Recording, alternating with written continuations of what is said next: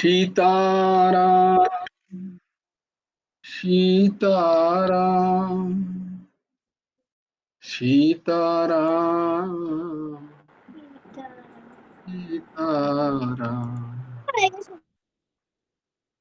सीताराम सीताराम सीताराम जय सीताराम सीताराम सीताराम सीताराम जय सीताराम सीताराम सीताराम सीताराम सीताराम सीताराम सीताराम सीताराम जय सिया बलराम राम जय जय राम जय जय हनुमान सीताराम हनुमान जय हनुमान बजरंग बली की जय पवन पुत्र हनुमान की जय वाह वाह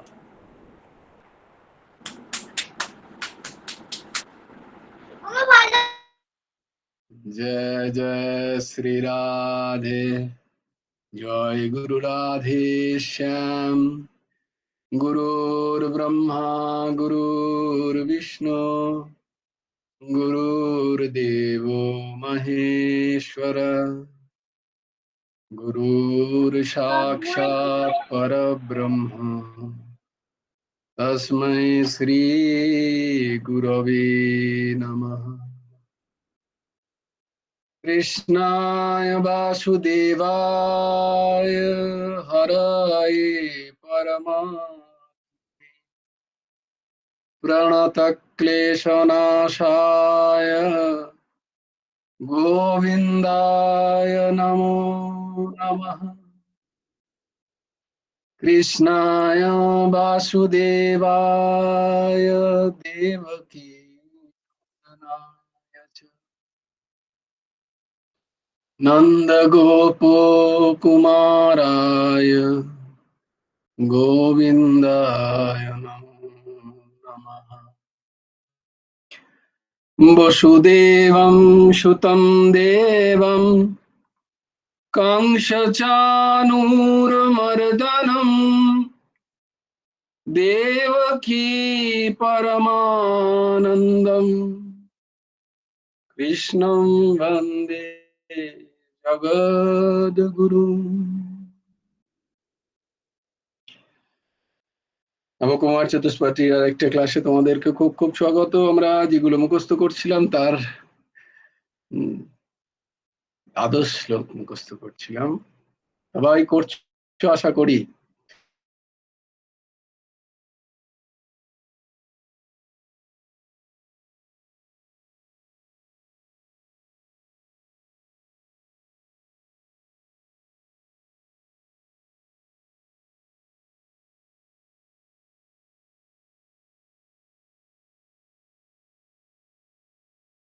সবাইকে তাহলে কি ছিল আমাদের শেষের দুটো শ্লোক? कार्पण्य दोषोपहत स्वभाव पृच्छामि त्वं धर्म सम्मूढचेताः यश्रेयसन्निश्चितं ब्रूहीतं मे शिष्यस्तेऽहं साधीमां त्वां प्रपन्नम् सर्वधर्मान् परित्यज्य मामेकं शरणं व्रज अहं त्वां सर्वपापेभ्यो मोक्षयिष्यामि मा शुचः।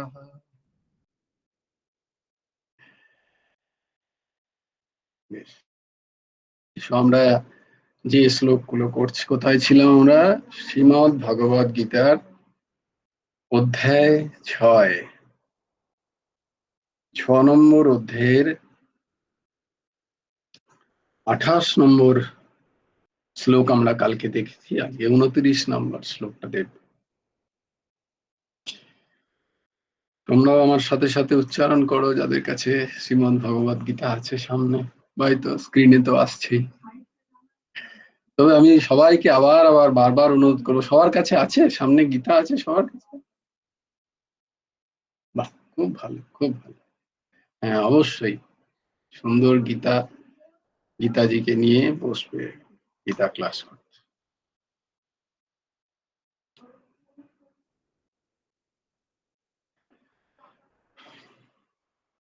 নাও আমার সাথে সাথে উচ্চারণ করো সবাই।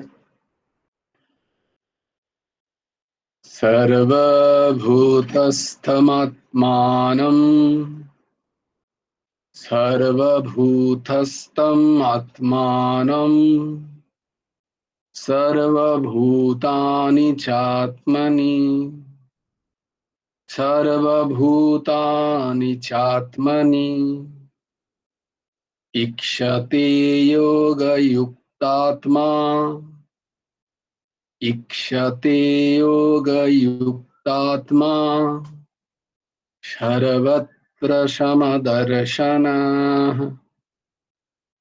সর্বত্র সমদর্শনঃ। এটা পড়তে পড়তে যেটা ভাব আসছে যে যারা যারা এটা পড়ে শুনবে, যারা যারা এটা পড়ে শোনো, ইউটিউব থেকে যদি শোনো, তারাও চেষ্টা করবে যখন এটা শুনবে, যদি ঘরে গীতাজি থাকে তাহলে অবশ্যই গীতাজিটাকে একবার নেবে, যে শ্লোকটা শ্রবণ করছো সেই শ্লোকটা খুলে, গীতাজিকে প্রণাম করে সেই শ্লোকটা খুলে একবার পড়ে, এখান থেকে তো শ্রবণ করছোই, তার সাথে সাথে ওটাও পড়ে নিলাম। কিন্তু একটি গীতাজি আমাদের থাকা উচিত ঘরে প্রত্যেকেরই, যারা যারা শুনছো তাদের প্রত্যেকের শ্রীচরণে বারংবার অনুরোধ। বলে এই তো খেতে পেলে শুতে চাও তুমি, এই তো এসে শুনছি তাই বড় কথা নয়, আবার এবার তুমি গীতা ধরাচ্ছ। সবার সবাইকে এই অনুরোধ করবো, আস্তে আস্তে জোগাড় করো, আস্তে জোগাড় করো। কোথাও কোথাও কোনো বইয়ের দোকানে পাশাপাশি এলে ভালো কোনো শ্রীমদ্ ভগবদ গীতা, যেগুলো গীতা প্রেস থেকে হয়, সেগুলো নেওয়া যায়। গীতা প্রেস থেকে যদি কেউ এনে দিতে পারে, গীতা প্রেসের বই অনলাইনে পাওয়া যায়, অ্যামাজনে। কারো যদি অনলাইনের সুযোগ থাকে অনলাইনে আনিয়ে নিতে পারো। যে বইটা দেখো, আমি রেফার করি, মানে আমি করে যেটা তোমাদেরকে করাই, সেটা হচ্ছে সাধক সঞ্জীবনী। এটা আনতে পারো শ্রী রাম সুখদাসজি মহারাজের, শ্রী রাম সুখদাসজি মহারাজের। রামসুখদাসজি মহারাজের মনে পড়লে, যখনই মনে পড়লো, দেখো ঠাকুর যেন ওই কথাটা বলার জন্যই মনে করালেন। রামসুখদাসজি মহারাজ তিনি বলছেন যে যদি নিরন্তর দুঃখ, কষ্ট, যন্ত্রণা, অশান্তি থেকে পরিত্রাণ পেতে না চাও, কি কথা বলছেন না, যদি দুঃখ, কষ্ট, যন্ত্রণা, অশান্তি এগুলো থেকে পরিত্রাণ না চাও, এগুলো যদি পেতে চাও সবাই, তাহলে শরীর সংসারের সাথে যোগ রাখো নিজের। আমি বলছি না, কিন্তু আমাকে কেউ কিছু বলতে পারবে না। শ্রদ্ধেয় শ্রদ্ধেয় স্বামী রাম সুখদাসজি মহারাজ বলছেন, যার যার লেখা এই সাধক সঞ্জীবনী, এটা সমস্ত আধ্যাত্মিক স্তরে একটা একটা অতি অতি মূল্যবান একটা সম্পদ সবাই মানে এই বইটি। অর্ঘ্য বাবা জোগাড় করেছিস এটা? সবাইকে বলবো যদি এইটা জোগাড় করতে পারো খুব ভালো হয়, এই অ্যামাজনে পাওয়া যায়। হ্যাঁ মৌমিতা মা বল। জয়গুরু রাধে স্যার। বলো। হ্যাঁ বলছি ওই বইটা একটুখানি পাঠিয়ে দেবেন, আমি তাহলে দেখে নিতে পারবো। ঠিক আছে। ও কি বলছো? আচ্ছা ঠিক আছে, বেশ বেশ। কার কার কাছে নেই? কারোর কাছেই নেই এই বইটা? আমাদের এখানে যারা আছি আর কারোর কাছেই নেই না? ঠিক আছে। না না নেই, নেই ভাই। হ্যাঁ দিয়ে দাও, ঠিক আছে, কোনো অসুবিধা নেই। বলছি আমার হ্যাঁ কাছে দিদি আছে, বলো। আমার ওই কাছে দেখো, আছে বলছি। দেখেছো দিদির কাছে ঠিক আছে। কিন্তু আমি তো এখন বাপের বাড়িতে আছি, এখানে নেই। ঠিক আমার আছে, কি আর আছে? কাছে যেখানে ওই বইটা নিয়ে তো ঘোরা সম্ভব নয়, বড্ড হুম। মোটা বই। ও এটা আবার কে দিচ্ছে গীত? আমাদের জসিমা তুই দিচ্ছিস? হ্যাঁ এই দেখো ঠিক দিয়েছে, এই যে এই বইটি। শ্রীমদ্ ভগবত গীতা। এটা গুরুত্ব। এই বইটি না, তোমরা কাজ করো, ঠিক আছে এখনই কেউ কিনো না বইটা, দাঁড়াও একটু অপেক্ষা করো। এখন তোমাদের কাছে যা আছে সেটা নিয়ে থাক, তোমরা একটু অপেক্ষা করো। বেশ, জয় গুরু রাধেশ্যাম। আমি বলবো যখন যাকে বলবো তখন সে কিনবে তাকে, ঠিক আছে? বেশ বেশ ভালো থেকো। মানে যে কোনো একটি তো আনতেই পারো, আমাদের তো অনেক শ্রীমদ্ ভগবত গীতার শ্লোক, বাংলা শ্লোক এবং তার মানে গুলো আমরা সম্পূর্ণ যে কোনো গীতার বই আমরা পেতে পারি, সেগুলো আগে জোগাড় করো সবাই না? বেশ, তাহলে আমরা যে শ্লোকটা পড়ছিলাম সেটা হচ্ছে সর্বভূতস্থম আত্মানম সর্বভূতানি চাত্মনি ইচ্ছতি যোগযুক্তাত্মা সর্বত্র সমদর্শনা। এই কোথায় গেল? হ্যাঁ, এই আজকে জয়েন করেছে অনেকদিন পরে আমাদের হবু সংস্কৃত টিচার। সে অ্যাপ্লিকেশন দিয়ে, অ্যাপ্লিকেশন অবশ্য দেয়নি, জোর করেই আমি তাকে অ্যাপয়েন্ট করেছিলাম, সেই যে পালিয়ে গেছে আজকে জয়েন করেছে।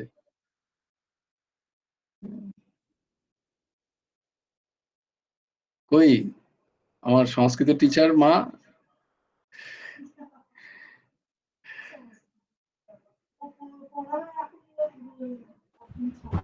জয়গুরু রাধেশ্যাম। ওই দেখো আওয়াজ দিয়েছে অনেকদিন পর, লোকে খুঁজছে রীতিমতো তোকে।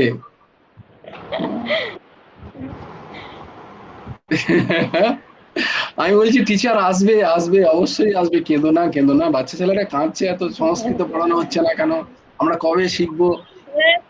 করব করব, তাড়াতাড়ি শুরু করব। আমিও চেষ্টা করব নিয়মিত ক্লাসে জয়েন করার। ভেরি গুড ভেরি গুড মা। হ্যাঁ তুমি ওর চেষ্টাটা কর মা, যে আমাদের একটু করে পড়াতে হবে, তুমি সেই দিকে একটু হ্যাঁ। খেয়াল রাখো সবার মাঝে। হুম, যে কখন হুম। তৈরি হয়ে শুরু করা যায়, ঠিক আছে? বেশ ভালো থেকো।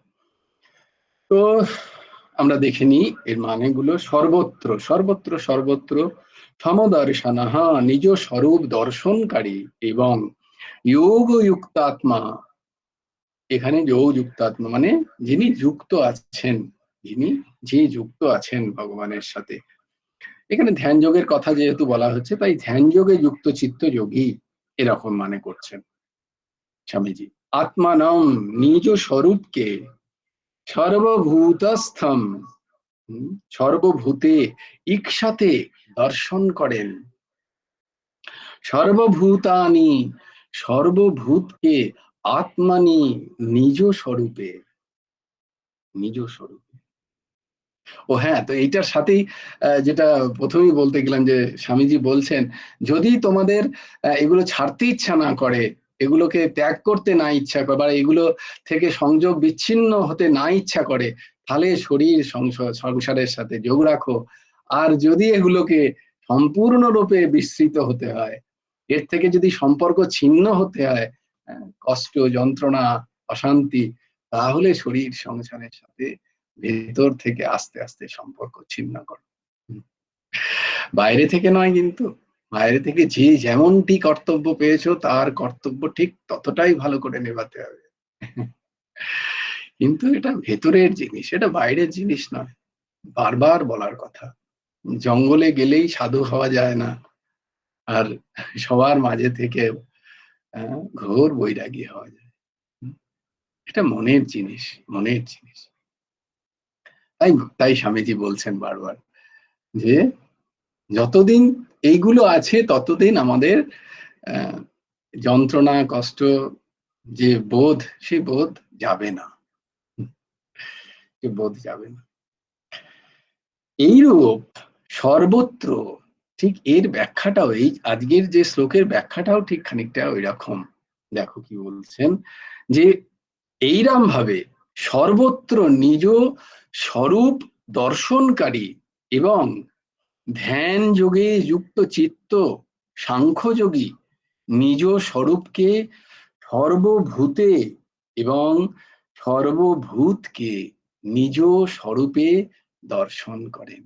তাহলে আমরা এখন এতক্ষণ দেখলাম যে ধ্যানযোগ, তারপরে আমরা সেটা কিভাবে করব, করলে আমাদের কি হবে, আমরা অক্ষয় সুখের পর্যায়ে পৌঁছবো। সেই সুখের পর্যায়ে পৌঁছলে আমাদের আমাদের স্থিতি কিরকম হবে, আমাদের স্থিতিটা কিরকম হবে, সেইটা ভগবান বলছেন এখানে, যে এমন স্থিতিতে আমরা পৌঁছতে পারবো, বা এই ধ্যানযোগী যিনি সতত যুক্ত তিনি কোন স্থিতিতে পৌঁছন। দেখো, এই যে ভগবত দর্শন না, ভগবত দর্শন হয়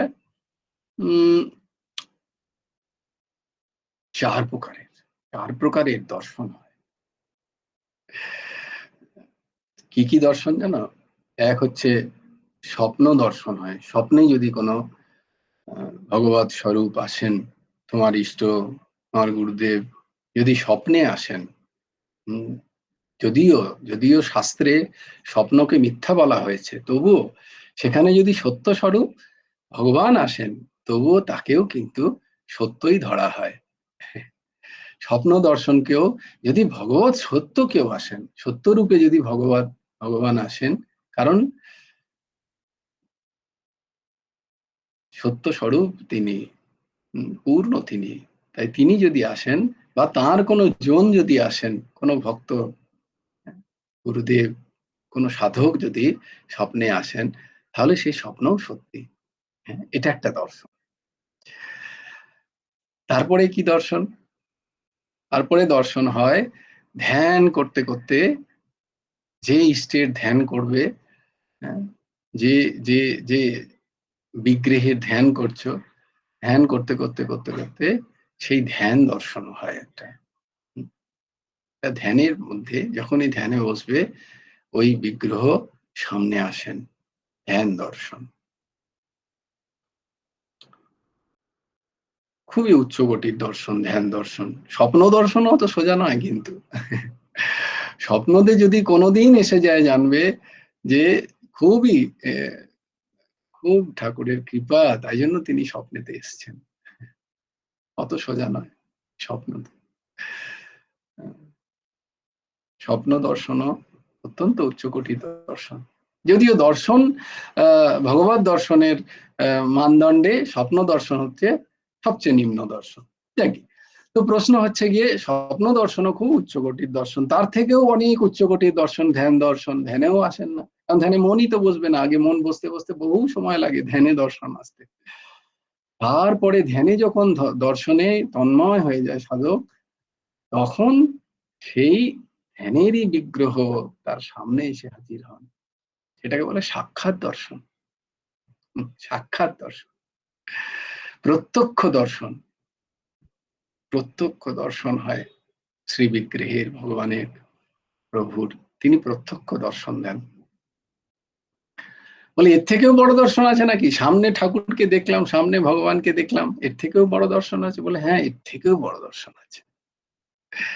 প্রত্যক্ষ দর্শনের থেকেও বড় দর্শন হচ্ছে এই চরাচর বিশ্ব জগতে সব জায়গায় তাকে দর্শন করা, এটা হচ্ছে সর্বোৎকৃষ্ট দর্শন, সবথেকে উচ্চ দর্শন হচ্ছে যত্র যত্র নেত্র পরে তত্র তত্র কৃষ্ণ স্ফুরে। এই দর্শন হচ্ছে সব থেকে উচ্চ কোটির দর্শন। ঠিক সেটাই এখানে বলা হচ্ছে, আর এটাকেই বলা হয় সমদর্শন। যতক্ষণ এই স্থিতি না আসে ততক্ষণ সমদর্শন কথার কথা। সমদর্শন নাটক হতে পারে, অভিনয় হতে পারে, কিন্তু সমদর্শন কথার কথা হবে। সবাইকে, সমস্ত বিষয়কে, সমস্ত বস্তুকে আমি এক রূপে দেখছি, এটা হচ্ছে ওই দর্শনের স্তরে হয় সমদর্শন। তাই যে যোগী নিত্য যুক্ত, যে যোগী ওই স্থিতিতে পৌঁছন, তার কি হয় না সর্বভূতস্থ, সর্বভূতস্থম, সমস্ত ভূতে আত্মানম, কারণ আত্ম জ্ঞান যখন তার লাভ হয়ে যায়, সে তখন দেখে যে আত্মতত্ত্ব তার মধ্যে আছে, সেই একই আত্মতত্ত্ব সবার মধ্যে সমান রূপে বর্তমান। অনুং হি জীবং প্রতিদেহ ভিন্নম জ্ঞাতৃত্ববন্তম যদ অনন্তমাহু। নিম্বার্ক বিরচিত 10 শ্লোকের এটা প্রথম শ্লোক। তিনি তাঁরই আত্মাকে দেখতে পান, সর্বভূতে একেরই খেলা চলছে, সেই নীলমণিরই খেলা চারি তরফ। তাই তিনি দেখতে পান সর্বভূতে তাকে নিজেকেই দেখতে পান। তখন এই যে দেখা, এই দেখাটাকেই বলা হয় সমদর্শন। তখন তার আর আপন পর কোনো ভেদ থাকে না, সবাই তখন তার আপন। সর্বভূতে তিনি নিজেকে দেখেন। সর্বভূতানি চাত্মনি, সর্বভূতানি আচা আত্মনি, নিজ স্বরূপকে আত্মনি, সর্বভূতে চ আত্মনি, নিজেকেই দেখেন। ইক্ষাতে, ইক্ষাতে মানে দর্শন করেন। তিনি আচরণ করেন না জেনে শুনে যে সর্বভূতে সমদর্শন আচরণ করতে হবে, না, তিনি দেখেনই সবাইকে সেরকম, তার মধ্যে কোনো ভেদ থাকে না অন্তর্দৃষ্টিতে। তার বাইরের আচরণে হয়তো ভেদ থাকলেও থাকতে পারে, কিন্তু অন্তর্দৃষ্টিতে তিনি সবাইকে সমান রূপে দেখেন, তার মধ্যে কোনো ভেদ নেই। সর্বত্র এক সচ্চিদানন্দ ঘন পরমাত্মাই পরিব্যাপ্ত হয়ে রয়েছে। যেমন তোমরা কখনো দেখেছো কিনা জানি না, মেলায় চিনির তৈরি পুতুল দেখেছো? চিনির তৈরি পুতুল কখনো? তো সেখানে যদি কেউ বলে পুতুল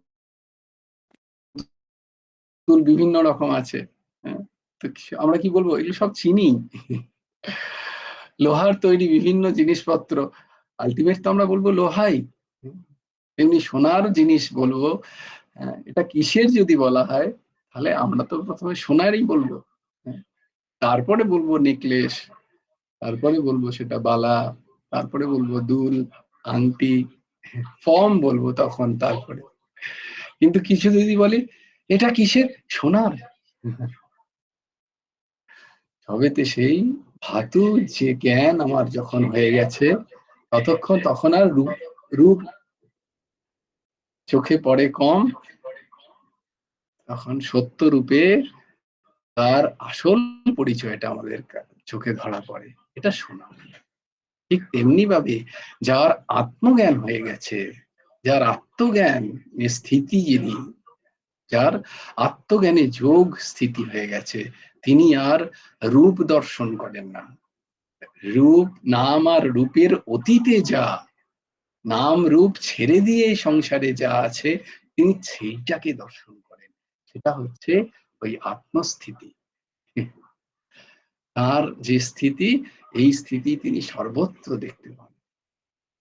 এক পরমাত্মাই এই সব রূপে বিরাজ করছেন। নাম রূপ আকৃতি এই সব কিছু তখন তারার চোখে পড়ে না, সেগুলো একই রূপে ওই চিনির মতো, লোহার মতো, মাটির মতো বা সোনার মতো তিনি খালি বস্তুকেই দেখতে পান। সেই পরমাত্ম তত্ত্ব যে বস্তু, মূল বস্তু, তাকে, সেটাই তার চোখের সামনে আসে। তার দর্শন তখন সর্বত্র সমদর্শনঃ। তাহলে আমরা কেন করছি? আমরা এই যে করছি, এই যে আমরা স্পিরিচুয়াল লাইফে আছি, এই যে আমরা আধ্যাত্মিক জীবন যাপন করছি, তার হাইয়েস্ট জায়গায় যদি পৌঁছতে হয়, তাহলে আমাদের দর্শনটা এরকম হয়ে যাবে, সর্বত্র সমদর্শন। ও ভেরি গুড। হ্যাঁ, আমি ভাবছিলাম আমি বলবো তোমাদের, দেখো পেছন থেকে বললো, এই জন্য অফলাইনও থাকা খুব প্রয়োজন। বলে বাস্তবে কি করে অ্যাপ্লাই করবো এটা। ভাবছিলাম আমি আজকে বলবো যে এর পরিপ্রেক্ষিতে আমরা এখন কি আচরণ করব। এখন আচরণ কি, আমাকে পৌঁছতে হবে ওখানে। ধরো তোমাকে কোথাও পৌঁছতে হবে একটা জায়গায়, হ্যাঁ, ধরো তুমি কোথাও যেতে চাও, কোন একটা লক্ষ্যে যদি তুমি পৌঁছতে চাও, তোমার প্রিপারেশন চাই তো। তুমি যখন কোথাও যেতে চাও, তো তার জন্য তোমাকে দেখতে হবে সেখানে কে যায়, কি যায়, ট্রেন যায় না বাস যায় না অটো যায়, কি যায় সেগুলো দেখতে হয়। কিভাবে আমাকে বেরোতে হবে, আমাকে সেখানে যেতে গেলে আমাকে কি কি ড্রেস চাই, আমার সেখানে ঠান্ডা না গরম, আমরা এই সমস্ত বিচার করি কি করি না। তো এইটা হচ্ছে সেট দ্য গোল, মানে আমার আমার যাওয়ার জায়গাটা হচ্ছে ওই সমদর্শনের স্থিতিতে। তাহলে আমাকে কি করতে হবে, এইবার তাহলে প্রশ্ন আসবে। কারণ প্রথমেই যদি আমি কোথায় যেতে চাই সেটাই না জানি, তাহলে তুমি ভবঘুরে মনে হবে, আমাকে পাগল বলবে। জানেই না কোথায় যাচ্ছে, কি করছে, এসে কখনো বাসে চাপছে, কখনো ট্রেনে চাপছে, কখনো অটোতে চাপছে, তখন বলছে না ফ্লাইট টিকিটটা কেটে নি। আরে যাবিটা কোথায় সেটা তো বল। তুই তো জানিসই না কোথায় যাবি। হ্যাঁ, আশা করি তোমরা বুঝতে পারছো আমি কি বলতে চাইছি। মানুষের জীবনের উদ্দেশ্যই তো মানুষ জানে না, সে যাচ্ছে কোথায়, সে এসছে কোথা থেকে আর সে যাচ্ছে কোথায়, তারই তো তার চিন্তন নেই সারা জীবন। একটার পর একটা জীবনের স্টেজ পাল্টাচ্ছে, তারপরে তার হাজার রিকোয়ারমেন্ট তৈরি হচ্ছে, তখনও সে জানে না তার উদ্দেশ্য কি, সে যাওয়া উচিত তার কোথায়, তার মূল গন্তব্য কি হওয়া উচিত, এটাই সে জানে না। সে দৌড়ে বেড়াচ্ছে, দৌড়ে বেড়াচ্ছে, একটা একটা জিনিস ছাড়ছে, কখনো কাঁদছে, কখনো হাসছে। সবারই তাই দশা, বলো তাই নয় কি? সংসারে আমরা দেখতে পেলে তাই তো দেখতে পাই। সে যত প্রতিষ্ঠাবান হোক, যতই বুদ্ধিমান হোক, যত গুণী হোক, তাদের দশা তো সব একই। কারণ আমরা তো জানি না আমাদের গন্তব্য কি, আমাদের যেতে কোথায় হবে, কোথায় যাওয়া স্থির করা উচিত আমাদের, যেখানে গেলে শাশ্বত শান্তি পাবো, নিরবিচ্ছিন্ন সুখের একটা রাজত্ব, যা আমি চাইছি, যেভাবে চাই, প্রত্যেকে কিন্তু সেটাই চাইছে। যে প্রচন্ড পরিশ্রম করছে বা যে প্রচন্ড দুঃখ চাইছে, তারও কিন্তু আলটিমেটলি দুঃখ চেয়ে তার চাওয়ার কথা কিন্তু শান্তি। কেন দুঃখ চাও? আমি দুঃখতেই শান্তি পাই, আলটিমেট চাই কিন্তু শান্তি, চাই সেই সুখ। সে দুঃখ নিয়ে সুখে থাকতে চায়, ভ্রান্ত, অবোধ, আর তাতেই সুখ। তো তাই আমাদের গন্তব্যই এই যে, তাহলে গন্তব্য যখন আমার হচ্ছে এই যে হাইয়েস্ট জিনিসগুলোকে, ভগবান বলছেন তোমার গন্তব্য কি, নিরবিচ্ছিন্ন সুখ, তোমার গন্তব্য কি একটা পার্মানেন্ট হ্যাপিনেস, তোমার গন্তব্য কি অক্ষয় সুখ, অত্যন্ত সুখ, আত্মান্তিক সুখ, এগুলো পাওয়া যায়। এগুলো পেলে কি হয়, তোমার মধ্যে সমদর্শন হবে, আর সেটাই সত্যি, সেটাই মূল এই সৃষ্টিতে, এই সংসারে। সেই সত্যিটাকে উপলব্ধি করাই হচ্ছে তুমি মনুষ্য শরীরের একমাত্র গন্তব্য, একমাত্র উদ্দেশ্য, একমাত্র যাওয়ার জায়গা, সেইটা ঠিক করো। যদি যেতে চাও তাহলে কি করতে হবে? প্রিপারেশন। প্রিপারেশন, আমাকে যেতে হবে, তাহলে আমাকে প্রিপারেশন করতে হবে। কি প্রিপারেশন? সেটাই বলছি প্রত্যেকদিন, একটু একটু করে, একটু একটু করে। ন্যূনতমের শুরু করো, আর সরলতমের অভ্যাস করো, একটু একটু করে। প্রিপারেশন তো শুরু করতে হবে। কি করে যাব আমি? তার একটা পাথ আছে, আমাকে ফলো করতে হবে। সেই পাথটা কোথায় জানবো? কোনো গুরুর কাছে। গুরুকে বিভিন্ন সদ্গ্রন্থই আমাদের কাছে গুরু। কৃষ্ণাম বন্দে জগৎ গুরুম, তাঁরই মুখনিসৃত বাণী শ্রীমদ্ ভগবত গীতা, শ্রীমদ্ ভাগবত, উপনিষদ, বেদ। বেদ তাঁর শ্বাস প্রশ্বাস থেকে বেদের উদ্গমন হচ্ছে। এই সব কিছু কি? এই সব কিছু হচ্ছে কোন মহাপুরুষের বাণী। তারা কি রাস্তায় গেছেন, সেই রাস্তাগুলো হচ্ছে আমাদের পথ। কি পথ? কি পন্থা? না, মহায়ানো येन গত। মহায়ানো, মহাজানো येन গত। যে মহাজনরা যে রাস্তা ধরে গেছেন, সপন্থাহা, নিজের মনমুখী পন্থা নয়। কোন মনমুখী একটা কিছু আবিষ্কার করে দিলাম, না না না। মহাজনরা কি ওই পথে গেছেন? কোন মহাজন আগে দেখে নিতে হয় শাস্ত্রসম্মত পথ কিনা, পরম্পরাগত পথ কিনা, কোন মহাপুরুষের পরম্পরা আছে কিনা ওই পথে, বিভিন্ন মহাপুরুষরা সেই পথে হেঁটে সেই স্থিতিতে পৌঁছেছেন কিনা। তাই মহাজন येनोगत সোপান্তাহা। 12 জন দ্বাদশ মহাজন আছে, তোমাদের বলেছিলাম কি আগে? লিখিয়েছিলাম কখনো? স্যার ভুলে গেছি স্যার। বেশ, আগামীকাল মনে করিয়ে দিও, আমি বলে দেবো। দ্বাদশ মহাজনের কথা লেখা আছে। ওই দ্বাদশ মহাজনকে আমাদের অনুসরণ করতে হয়। তারা যে পথ অনুসরণ করেছেন, সেই পথ, সেই পথ